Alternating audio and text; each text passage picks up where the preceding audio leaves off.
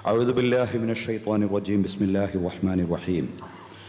النبي أولى بالمؤمنين من أنفسهم وأزواجه أمهاتهم وأولو الأرحام بعضهم أولى ببعض في كتاب الله من المؤمنين والمهاجرين إلا أن تفعلوا إلى أوليائكم معروفا كان ذلك في الكتاب مسطورا.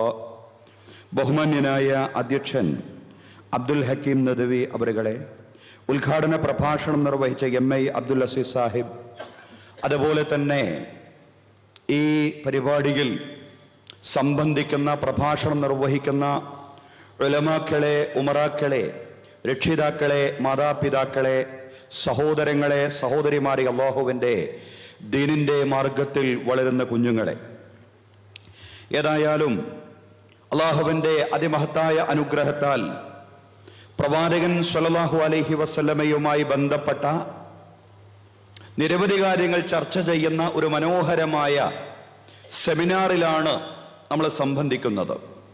റസൂലിനെ പിൻപറ്റുക, സുന്നത്ത് മുറുകെ പിടിക്കുക എന്ന തലവാചകത്തിൽ ഊന്നിയ ഈ സെമിനാറിന് എല്ലാവിധ ഭാവുകങ്ങളും ആശംസകളും ആദ്യമായി നേരുകയാണ്. ഈ സെമിനാറുമായി ബന്ധപ്പെട്ട വിവിധ വശങ്ങൾ ഇവിടെ വിശദീകരിച്ചു. അതുകൊണ്ട് ഒരു പ്രസംഗവും ഒരു സ്വതന്ത്രമായ പ്രസംഗമല്ല, നേരത്തെ കഴിഞ്ഞ പ്രഭാഷണങ്ങളുടെ തുടർച്ചയോ അതല്ലെങ്കിൽ അതിൻ്റെ അനുബന്ധമോ എന്ന നിലയിൽ അതിനെ മനസ്സിലാക്കേണ്ടി വരും. വിശുദ്ധ ഖുർആനിൽ പ്രവാചകനെ സംബന്ധിച്ച് അല്ലാഹു പറഞ്ഞത് അന്നബിയു ഔലാ ബിൽ മുഅ്മിനീന മിൻ അൻഫുസിഹിം. പ്രവാചകൻ സ്വല്ലല്ലാഹു അലൈഹി വസല്ലം വിശ്വാസികളോട് അവരുടെ ദേഹങ്ങളെക്കാൾ കൂടുതൽ ബന്ധപ്പെട്ട പ്രവാചകനാണ്. നമുക്ക് നമ്മെക്കാൾ കൂടുതൽ നമ്മോട് ബന്ധപ്പെട്ടിട്ടുള്ളത് പ്രവാചകനാണ്. അതാണ് പ്രവാചകനോട് വിശ്വാസികൾക്കുള്ള അടുപ്പം. മാതാപിതാക്കൾ, മക്കൾ, അതൊക്കെ പോകട്ടെ, അവരോടൊക്കെയുള്ള സ്നേഹവും കടപ്പാടുകളൊക്കെ വളരെ പ്രധാനമാണ്. പക്ഷേ ആ കടപ്പാടുകളെക്കാൾ എന്നല്ല, നമ്മുടെ ആ ഒരു ദേഹത്തോടുള്ള, ശരീരത്തോടുള്ള നമ്മുടെ ഒരു ബന്ധം, അതിനേക്കാൾ കൂടുതൽ നമുക്കുള്ള ബന്ധം എന്ന് പറയുന്നത് അള്ളാഹുവിന്റെ പ്രവാചകനോട് ആവണം. അങ്ങനെ ആവുമ്പോഴേ ഒരാൾ യഥാർത്ഥത്തിൽ സത്യവിശ്വാസിയാവുകയുള്ളൂ. അതാണ് ഉമർ റളിയല്ലാഹു അൻഹുവിന്റെ ചരിത്രവും ഒക്കെ ഉദ്ധരിച്ചുകൊണ്ട് നേരത്തെ ഉദ്ഘാടന പ്രഭാഷണത്തിലും അതുപോലെ അധ്യക്ഷ പ്രഭാഷണത്തിലുമെല്ലാം പ്രവാചക സ്നേഹത്തിൽ ഊന്നി സംസാരിച്ചത്. പ്രവാചക സ്നേഹം എങ്ങനെയാണ് ഇന്നത്തെ കാലഘട്ടത്തിൽ നമുക്ക് അത് പ്രകടിപ്പിക്കുവാൻ സാധിക്കുക എന്ന് ചോദിച്ചാൽ അതിൻ്റെ ഒരു വശം കൂടി പറഞ്ഞു. സ്വലാത്ത്, സലാമുകൾ ധാരാളമായിട്ട് വർദ്ധിപ്പിക്കുക. അങ്ങനെ പ്രവാചകനോടുള്ള വൈകാരികമായ ബന്ധം ശക്തിപ്പെടുത്തുക. മൻ സ്വല്ലാ അലയ്യ സ്വലാത്തൻ സ്വല്ലല്ലാഹു അലൈഹി ബിഹാ അശ്റാ. ആരെങ്കിലും പ്രവാചകൻ സ്വല്ലല്ലാഹു അലൈഹി വസല്ലം പറയാൻ, ആരെങ്കിലും എൻ്റെ പേരിൽ ഒരു സ്വലാത്ത് ചൊല്ലിക്കഴിഞ്ഞാൽ അള്ളാഹു അയാളെ 10 തവണ അനുഗ്രഹിക്കുന്നതാണ്. 10 സ്വലാത്ത് അള്ളാഹു അയാൾക്ക് ചൊല്ലുമെന്ന് പറഞ്ഞാൽ 10 തവണ അള്ളാഹു അയാളെ അനുഗ്രഹിക്കും. പക്ഷേ സൂചിപ്പിച്ചതുപോലെ തന്നെ സ്വലാത്ത് യഥാർത്ഥത്തിൽ നമ്മുടെ വായിൽ നിന്ന് നമ്മുടെ ഹൃദയത്തിലേക്ക്, നമ്മുടെ ജീവിതത്തിലേക്കും ഇറങ്ങുന്നുണ്ടോ എന്നുള്ളതാണ് നമ്മൾ ഗൗരവത്തിൽ മനസ്സിലാക്കേണ്ടതും ചിന്തിക്കേണ്ടതുമായിട്ടുള്ള കാര്യം. വിശ്വാസി സമൂഹത്തെ പ്രവാചക സ്മരണയിൽ ഒന്നിപ്പിക്കുന്ന കാര്യം കൂടിയാണ് യഥാർത്ഥത്തിൽ സ്വലാത്ത് എന്ന് പറയുന്നത്. ഇസ്ലാമിക ചരിത്രത്തിൽ നമുക്ക് കാണാൻ സാധിക്കുന്ന വളരെ മനോഹരമായിട്ടുള്ള ഒരു അവസ്ഥയുണ്ട്. അതായത് ഔസും ഖസറജും അതല്ലെങ്കിൽ വ്യത്യസ്തങ്ങളായിട്ടുള്ള ഗോത്രങ്ങൾക്കിടയിൽ എന്തെങ്കിലും ഒരു പ്രശ്നം പ്രവാചകൻ സ്വല്ലല്ലാഹു അലൈഹി വസല്ലമയുടെ വിയോഗത്തിന് ശേഷം ഉണ്ടായിക്കഴിഞ്ഞാൽ, രണ്ടാളുകൾക്കിടയിൽ ഒരു വഴക്കുണ്ടായി കഴിഞ്ഞാൽ മൂന്നാമത്തെയാൾ എഴുന്നേറ്റ് നിന്നുകൊണ്ട് സ്വല്ലല്ലാഹു അലാ മുഹമ്മദ് എന്ന് പറഞ്ഞാൽ അതോടുകൂടി പ്രവാചകനെ സംബന്ധിച്ചുള്ള ഓർമ്മ അവരുടെ ഹൃദയത്തിലേക്ക് വരികയാണ്. ആ വഴക്കിൽ നിന്ന് അവർ പിന്മാറുകയാണ്. ഇസ്ലാമിക ഉമ്മത്തിനെ ഐക്യപ്പെടുത്തുന്ന ഏറ്റവും വലിയ ദിക്ർ കൂടിയാണ്, ഏറ്റവും വലിയ പ്രാർത്ഥന കൂടിയായിരുന്നു സ്വലാത്ത് എന്ന് പറയുന്നത്. അതുകൊണ്ട് നമ്മളിത് നാവ് കൊണ്ട് ഉച്ചരിക്കും പോലെ തന്നെ ഗൗരവത്തിൽ പ്രവാചകനെ സംബന്ധിച്ചുള്ള സ്മരണയാൽ, പ്രവാചകനെ സംബന്ധിച്ചുള്ള ആ ചിന്തയാൽ, പ്രവാചകന്റെ മാതൃകയിലേക്ക് ചേർന്ന് നിന്നുകൊണ്ടത് നിർവഹിക്കുവാൻ നമുക്ക് സാധ്യമാവണം. അങ്ങനെ സാധ്യമാവുമ്പോ ചരിത്രത്തിൽ ഇസ്ലാമിക ഉമ്മത്ത് ഐക്യപ്പെട്ടതുപോലെ ഇന്നത്തെ കാലത്തും ഇതേ പ്രവാചക സ്മരണയിലൂടെ ഉമ്മത്തിന് ഐക്യപ്പെടാൻ സാധിക്കും എന്നുള്ളതാണ് കാതലായിട്ടുള്ള വശം എന്ന് പറയുന്നത്. അപ്പൊ പ്രവാചക സ്നേഹത്തിന്റെ വളരെ ഗൗരവപ്പെട്ട ഒരു വശം പ്രവാചകനോടുള്ള വൈകാരിക ബന്ധം, സ്വലാത്ത് സലാമുകൾ ധാരാളമായിട്ട് നിർവഹിച്ചുകൊണ്ട് ശക്തിപ്പെടുത്തുക എന്നതാണെങ്കിൽ, രണ്ടാമത്തെ വശം റസൂലുള്ളാഹി സ്വല്ലല്ലാഹു അലൈഹി വസല്ലമയോടുള്ള ഇത്തിബാഅൻ. സംഘാടകർ ഇത്തിബായിലൂന്നി സംസാരിക്കണമെന്ന് പ്രത്യേകമായിട്ട് പറഞ്ഞിട്ടുണ്ട്. അതുകൊണ്ട് കുറച്ചുകൂടി അത് വിശദീകരിക്കുന്നുണ്ട്. കഴിഞ്ഞ പ്രഭാഷണങ്ങളിലെല്ലാം അതിന്റെ ചില ചൂണ്ടുപലകകൾ എന്ന നിലയ്ക്ക് ചില കാര്യങ്ങൾ പറഞ്ഞു പോയിട്ടുണ്ട്. ലഖദ് കാന ലക്കും ഫീ റസൂലില്ലാഹി ഉസ്വത്തുൻ ഹസനത്തുൻ ലിമൻ കാന യർജുല്ലാഹ വൽ യൗമൽ ആഖിറ വദക്കറല്ലാഹ കസീറാ.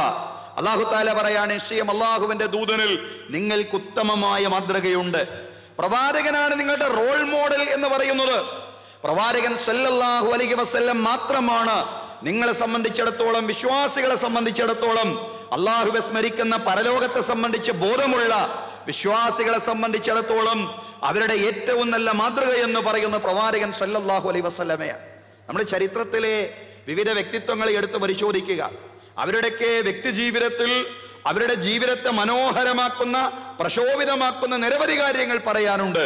അങ്ങനെയുള്ള കാര്യങ്ങൾ ഉള്ളതോടൊപ്പം തന്നെ ചില വശങ്ങൾ അസന്തുലിതമായിരുന്നു എന്നുകൂടി നമുക്ക് കാണാൻ സാധിക്കുന്നതാണ്. നമ്മുടെ രാഷ്ട്രപിതാവ് മഹാത്മാഗാന്ധി, നമുക്കറിയാം, രാജ്യത്തിന് വേണ്ടിയും സമൂഹത്തിന് വേണ്ടിയും ധാരാളം സേവനങ്ങൾ ചെയ്ത, രാജ്യസേവനത്തെ, സമൂഹ സേവനത്തെ ഏറ്റവും വലിയ സന്യാസമായിട്ട് കണ്ട വിരക്തിയുടെ പര്യായമായിരുന്ന, ലാളിത്യത്തിന്റെ പര്യായമായിരുന്ന ഗാന്ധിജി സമൂഹത്തിന് വേണ്ടി ഒരുപാട് കാര്യങ്ങൾ ചെയ്തപ്പോഴും ഗാന്ധിജിയുടെ കുടുംബത്തിന്റെ മനസ്സിൽ എവിടെയോ ഗാന്ധിജിയെ സംബന്ധിച്ചുള്ള അതൃപ്തി ഉണ്ടായിരുന്നു.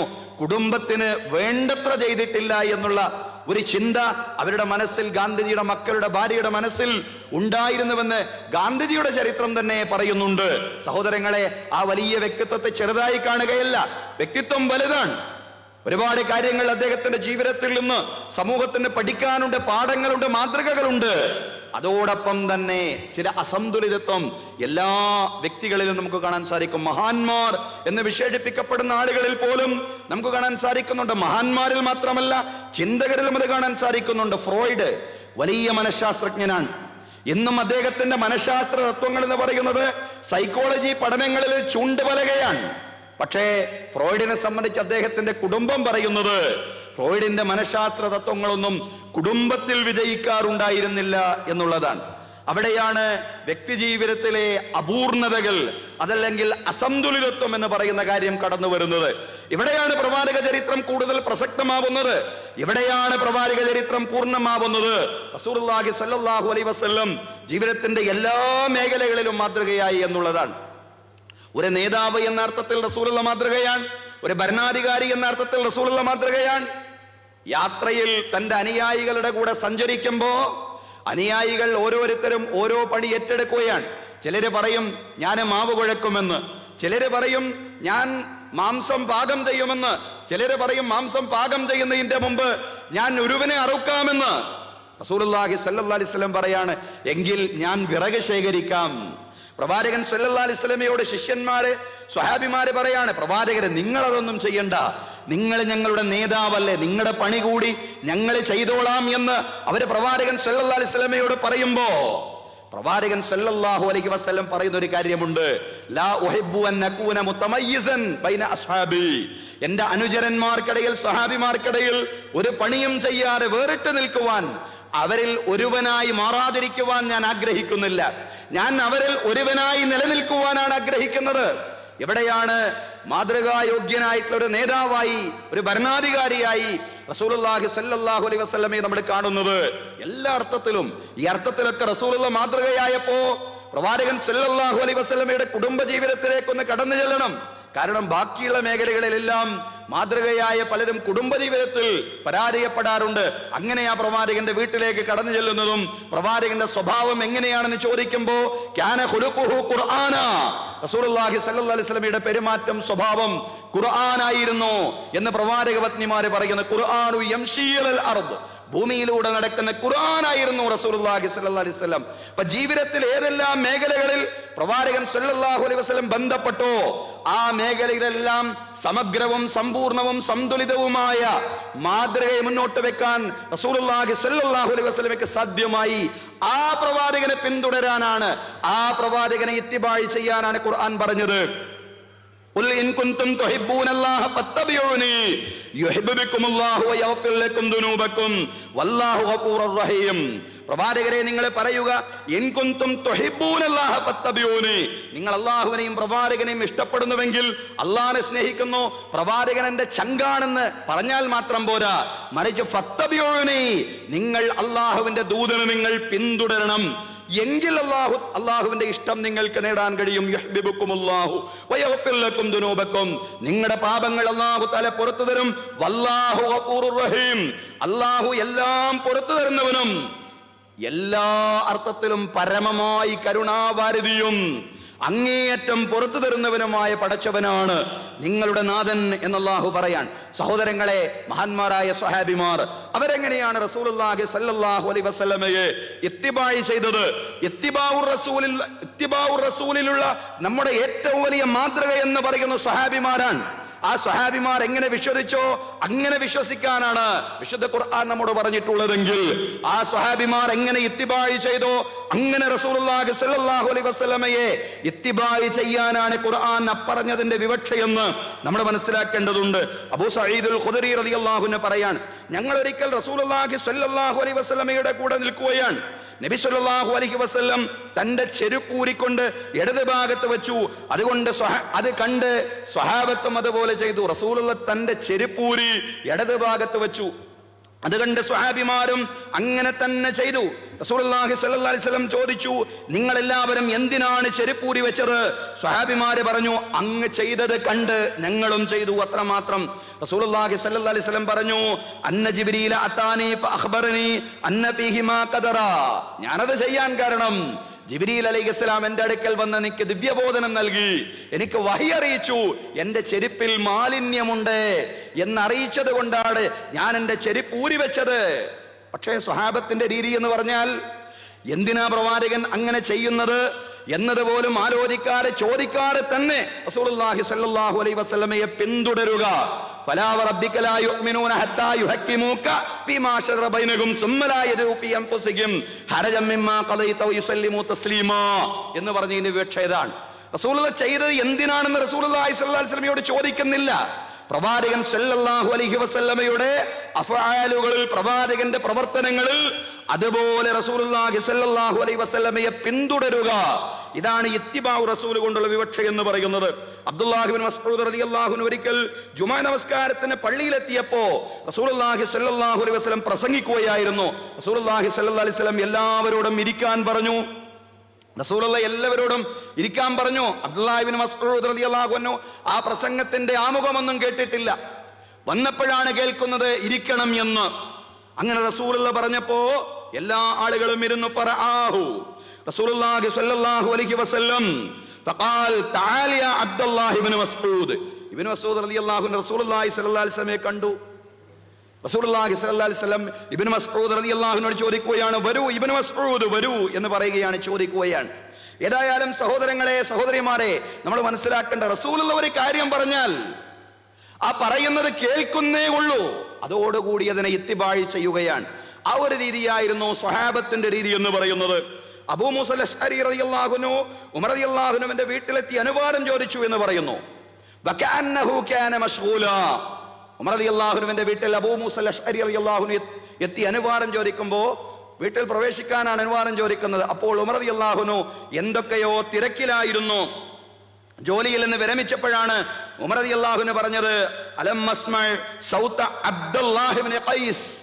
അബ്ദുല്ലാഹി ഇബ്നു ഖൈസ് എന്ന് പറഞ്ഞാൽ അബൂ മൂസ അശ്അരി. അബൂ മൂസ അശ്അരിയുടെ ശബ്ദം ഞാൻ കേട്ടതുപോലെ ഉണ്ടല്ലോ, എവിടെ പോയി അദ്ദേഹം എന്നാണ് ചോദിക്കുന്നത്. ആരോ പറഞ്ഞു അദ്ദേഹം തിരിച്ചുപോയി. ഉമർ റളിയല്ലാഹു അൻഹു അദ്ദേഹത്തെ വിളിച്ചു വരുത്തി കാരണം തിരക്കിയപ്പോൾ അദ്ദേഹം പറഞ്ഞു, എന്തേ നിങ്ങൾ അങ്ങനെ വീട്ടിൽ വന്നിട്ട് പെട്ടെന്നൊരു തിരിച്ചുപോക്ക്, എന്താണ് അങ്ങനെ പോവാൻ കാരണമെന്ന് ചോദിച്ചപ്പോ അബൂ മൂസ അശ്അരി റളിയല്ലാഹു അൻഹു പറയാൻ, കുന്നാ നുഅ്മറു ബിദാലിക്, അങ്ങനെ ചെയ്യണമെന്ന് കൽപ്പിക്കപ്പെട്ടിട്ടുണ്ട്. അങ്ങനെ അനുവാദം ചോദിച്ചിട്ട് അനുവാദം കിട്ടിയിട്ടില്ലെങ്കിൽ മടങ്ങിപ്പോകണമെന്ന് റസൂലുള്ള കൽപ്പിച്ചിട്ടുണ്ട്. അങ്ങനെയാണെങ്കിൽ അതിന് തെളിവ് കൊണ്ടുവരണം. അങ്ങനെ അൻസ്വാറുകളുടെ സദസ്സിലേക്ക് അദ്ദേഹം പോയി. അവരോട് ചോദിച്ചു ഒരു സാക്ഷിയെ കിട്ടാൻ. പ്രവാചകനിൽ താൻ കേട്ടത് ഉമർ റളിയല്ലാഹുവിനോട് പറഞ്ഞു കൊടുക്കാൻ ഒരു സാക്ഷിയെ കിട്ടാൻ വേണ്ടിയാണ് അൻസാരികളുടെ സദസ്സിലേക്ക് അബൂ മൂസ അശ്അരി റളിയല്ലാഹു അൻഹു ചെന്നത്. അവര് പറഞ്ഞു, ലാ യശ്ഹദു ലക അലാ ഹാദാ ഇല്ലാ അസ്ഗറനാ, ഞങ്ങളിൽ ഏറ്റവും ചെറിയയാളായിട്ടുള്ള അബൂ സഈദുൽ ഖുദരി അല്ലാതെ അതിന് സാക്ഷിയായിട്ട് വേറെ ആരുമില്ല. അബൂ സഈദുൽ ഖുദരി മാത്രമേ ഉള്ളൂ. ഫദഹബ ബി സഈദ്, അങ്ങനെ അബൂ സഈദ് റളിയല്ലാഹുവിനെ കൊണ്ട് ഉമർ റളിയല്ലാഹുവിന്റെ അടുക്കലേക്ക് അദ്ദേഹം പോയി. ഫഖാല ഉമറു, ഉമർ റളിയല്ലാഹു പറഞ്ഞു, അഖഫിയ മിൻ അംരി റസൂലില്ലാഹി സ്വല്ലല്ലാഹു അലൈഹി വസല്ലം, റസൂലുള്ള പറഞ്ഞതൊക്കെ കേൾക്കാൻ ഞാൻ ശ്രമിക്കാറുണ്ട്. എനിക്ക് റസൂലുള്ള പറഞ്ഞത് കിട്ടാതെ പോയോ എന്നാണ് ചോദിക്കുന്നത്. റസൂലുള്ള പറഞ്ഞത് എനിക്ക് ലഭ്യമാവാതെ പോയോ?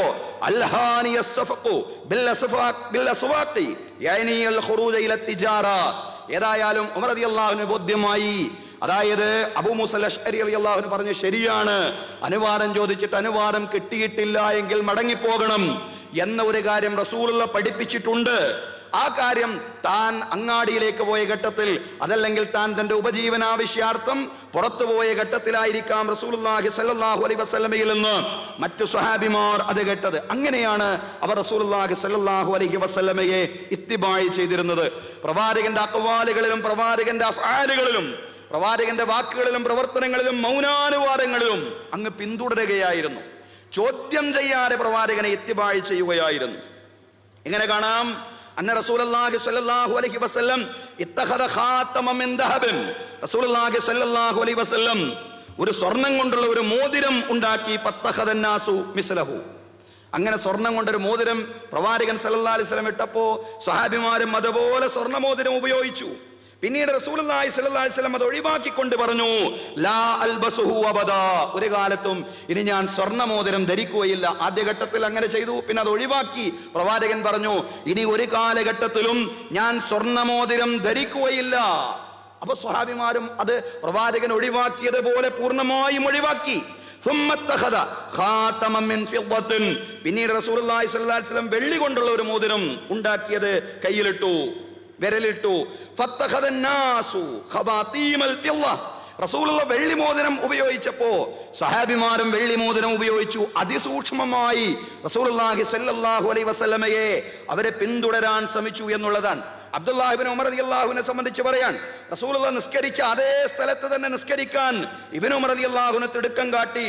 റസൂലുള്ള പ്രാർത്ഥിച്ച അതേ സ്ഥലത്ത് വെച്ച് തന്നെ പ്രാർത്ഥിക്കാൻ, റസൂലുള്ള പ്രാർത്ഥിച്ച ഓരോ ഇടങ്ങളും ശ്രദ്ധിച്ചുകൊണ്ട് അവിടങ്ങളിൽ വെച്ച് തന്നെ പ്രാർത്ഥിക്കുവാൻ ഇബ്നു ഉമർ റളിയല്ലാഹു അൻഹു ശ്രദ്ധിച്ചു.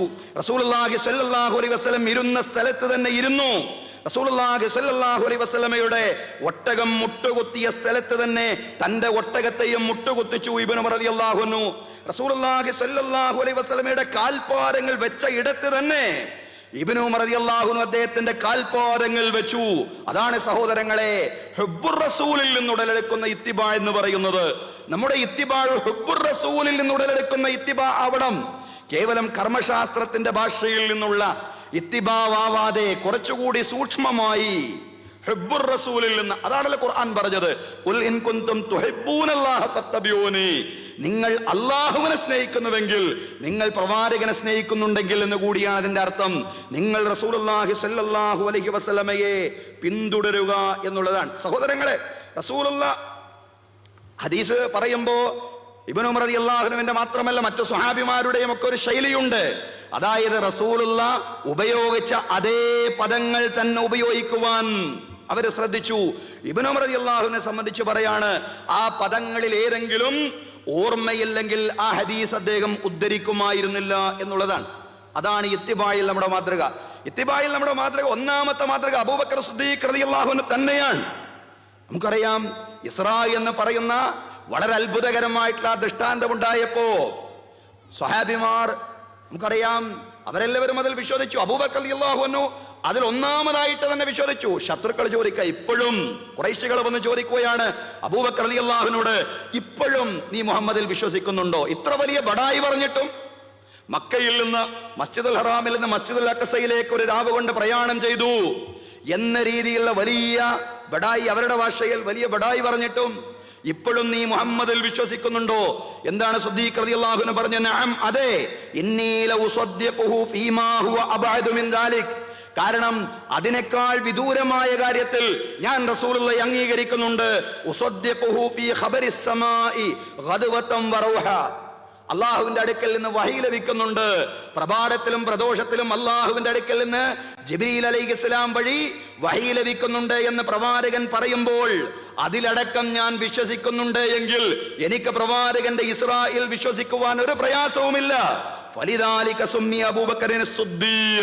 അതുകൊണ്ടാണ് അബൂബക്കർ സിദ്ദീഖ് റളിയല്ലാഹു അൻഹു സിദ്ദീഖ് എന്ന് നാമകരണം ചെയ്ത. സഹോദരങ്ങളെ, യഥാർത്ഥത്തിൽ റസൂലുള്ള പറഞ്ഞത് അതല്ലെങ്കിൽ റസൂലുള്ള ചെയ്തത്, റസൂലുള്ള അനുവാദം നൽകിയത്, മൗനാനുവാദം നൽകിയതായ കാര്യങ്ങൾ പ്രവാചകനിൽ നിന്ന് സ്ഥിരപ്പെട്ട് കഴിഞ്ഞാൽ, അതാണ് അദ്ദീനു ബിൽ ഇസ്നാദ് എന്ന് പറഞ്ഞത്.